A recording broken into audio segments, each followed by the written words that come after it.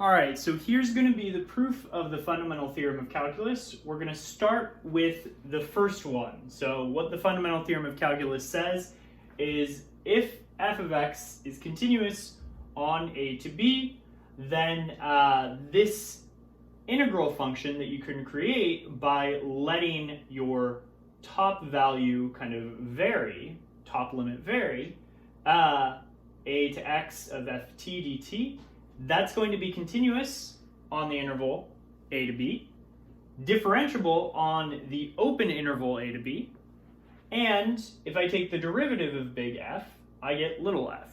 All right, so how do we prove this? Well, all we're going to do, so I'm only going to give you part of it.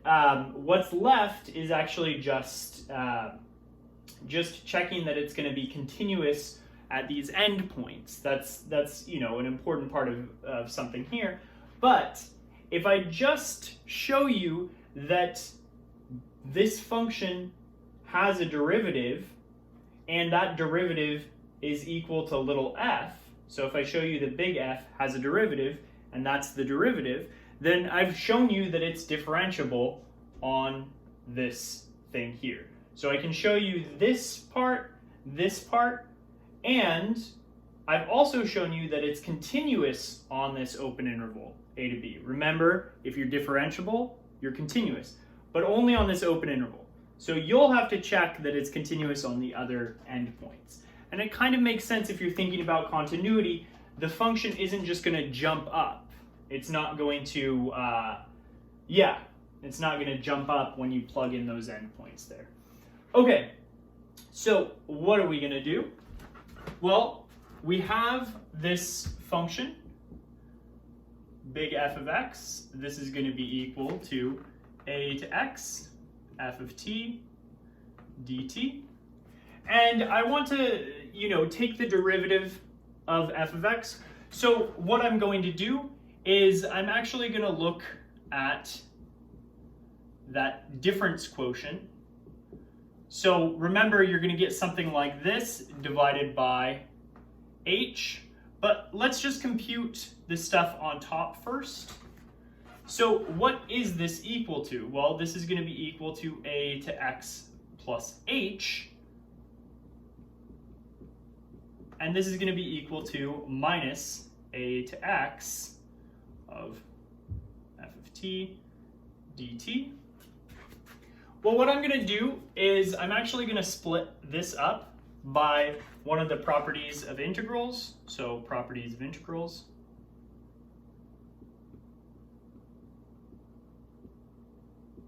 I'm going to split it up into a to x f of t dt plus x to x plus h, whatever that is, f of t dt minus a to x of f of t dt. Now this is some value up to x, and this is that same exact thing, so I'm going to cancel those out. And in the end, all I have left is this. So what I'm saying is x plus h evaluated inside large F minus large F of x is going to be equal to just this piece here, x plus h, f of x. Sorry, this should be a t, f of t dt. All right, and if I divide by h, that's the same as multiplying this by 1 over h. And now what I want to do is I actually want to look at this.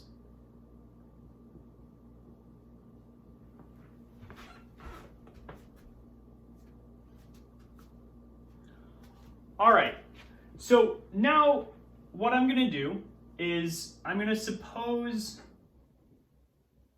that h is positive. So this is going to be an assumption we're going to work through, and you can work out the case where h is going to be negative. And since h is going to be positive, I'm actually just going to be considering the one-sided limit where you're taking the limit of this as h approaches 0 from the right. So I'm going to be looking at that, and I'll prove that that limit is actually equal to f of x.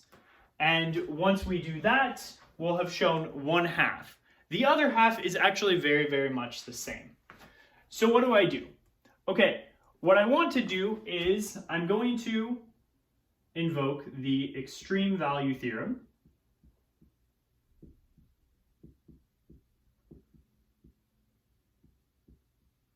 Well, why am I invoking the extreme value theorem? Well, I know that f of x is continuous from a to b, and I'm choosing these values, so x and x plus h, they're going to come from the interval a to b. And so what I'm saying is this function is continuous. This function is continuous on the closed interval from x to x plus h. And this interval makes sense because x is positive. So what does the extreme value theorem say? Well, it says there is some u and v in this interval here, such that f of u is greater than or equal to f of t, or is smaller than or equal to f of t, and is smaller than or equal to f of v for all t in this thing here. What I'm saying is that there is a value in this interval, because remember it's a closed interval, where I can always choose kind of the smallest this function ever becomes and the largest that function ever becomes on this interval. And I'm going to call this value m and this capital M. So here I have lowercase m and capital M. All right, well, what does this inequality tell us? Well, this inequality tells us that if I take the integrals all the way through, the integrals actually stay the same as you have x here. So this is going to be little m dt is less than or equal to the integral from x to x plus h of f of t dt is less than or equal to the integral of big M dt x to x plus h. Okay, what's good about this is these m values are just constants. So I know how to evaluate those. I don't need the fundamental theorem of calculus to evaluate this. This is just going to be m times b minus a, or m times h. So this is going to be h times little m is less than this integral here.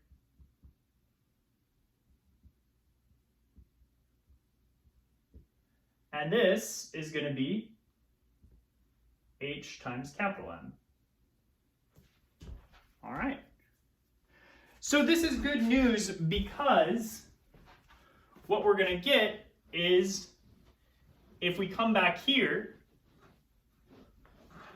we have f of x plus h minus f of x over h. This thing is going to be equal to 1 over h, x plus h, f of t dt. And if I divide all three pieces of this by my positive h, what I'm going to get is, notice I get m is less than or equal to 1 over h, x plus h, ft dt is less than or equal to capital M. So this thing is actually equal. So this is just the difference quotient here. So what I have is I have lowercase m is less than or equal to the difference quotient is less than or equal to uppercase m. Now, what was lowercase m? That was this f of u.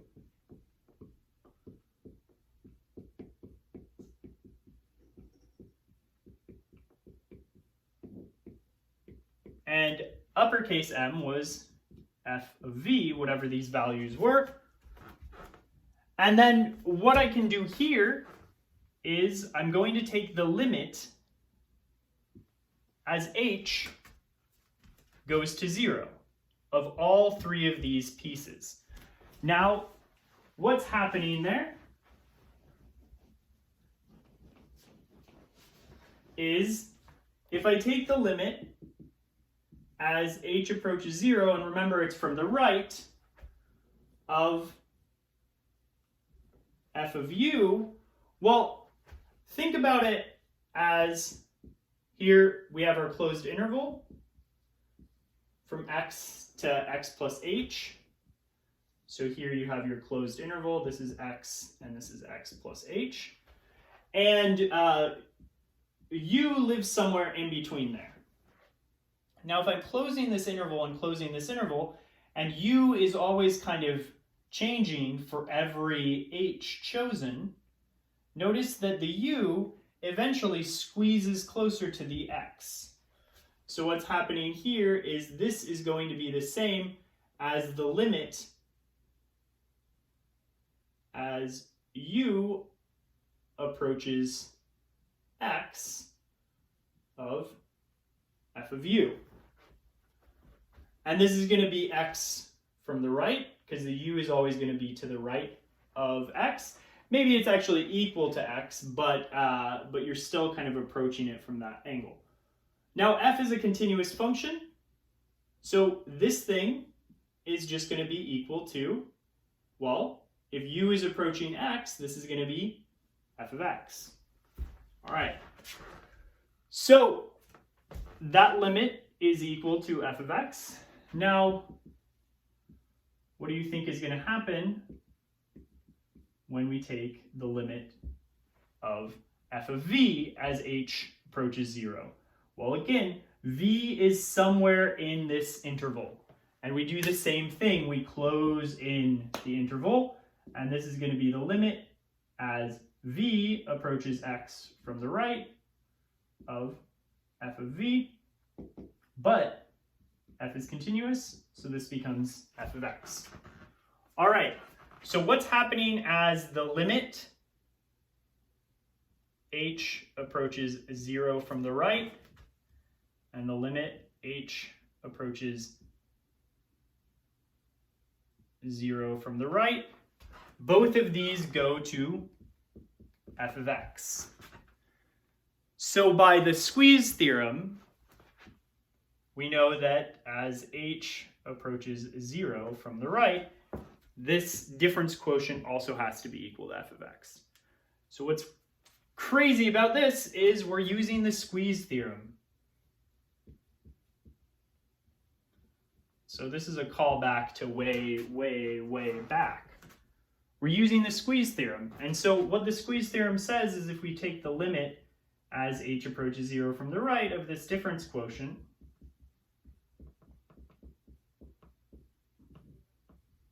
you're going to get this. All right, well, similarly,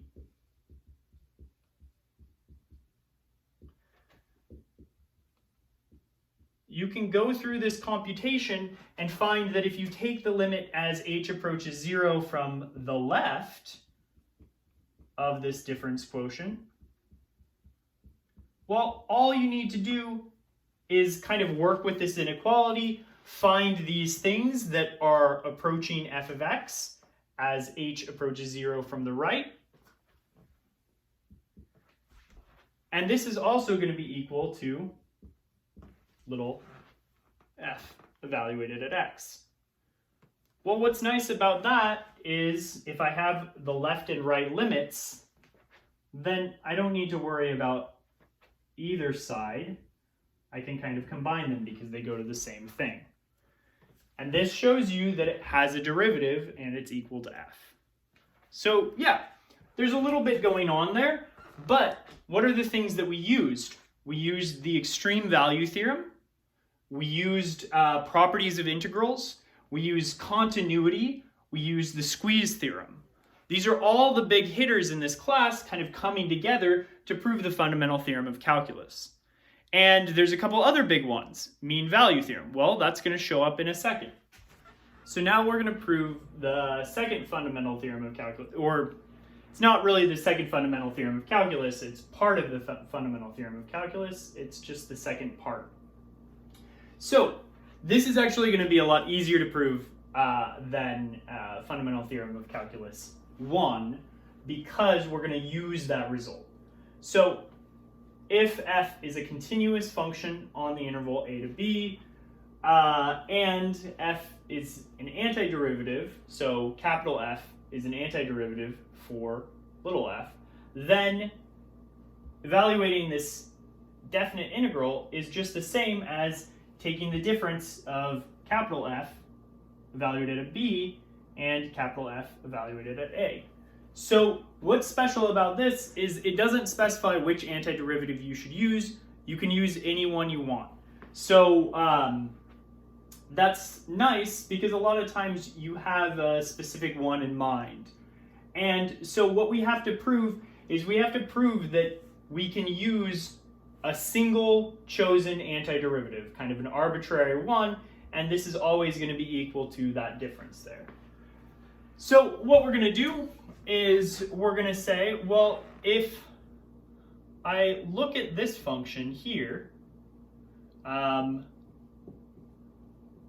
f of t dt, well, I'm going to call this g of x. It's some specific function.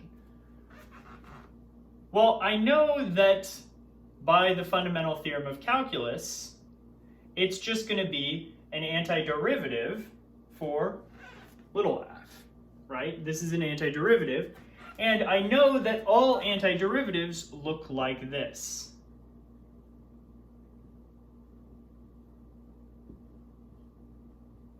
Where c is just some constant. This is a fixed constant.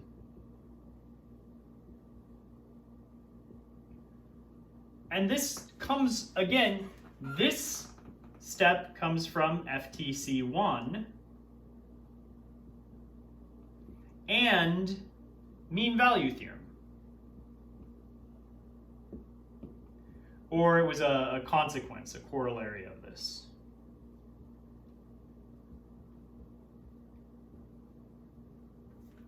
So it was something we proved back in the mean value theorem, that all antiderivatives, they just vary by a constant.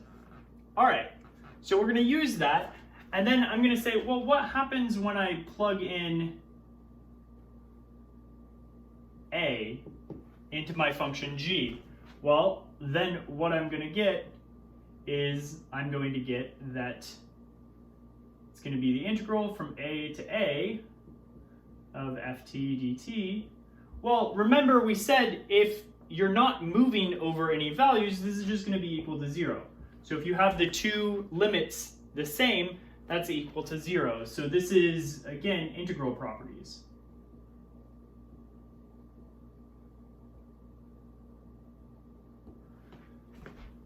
And so, well, g of a is going to be equal to f of a plus c. Well, f of a plus c is equal to 0, so c is actually negative f of a. All right? Well, then, what do you get when you plug in b to g? Well, you're going to get the integral from a to b of f of t dt, which is actually just equal to the integral from a to b of f of x dx. I've just changed the dummy variable there. And the reason I've done that is because, well, if I'm plugging in b to g, that's going to be the same thing as f of b plus c. Well, what was c? C is negative f of a. So this is f of b minus f of a. And you're done. Because this is what you want to prove.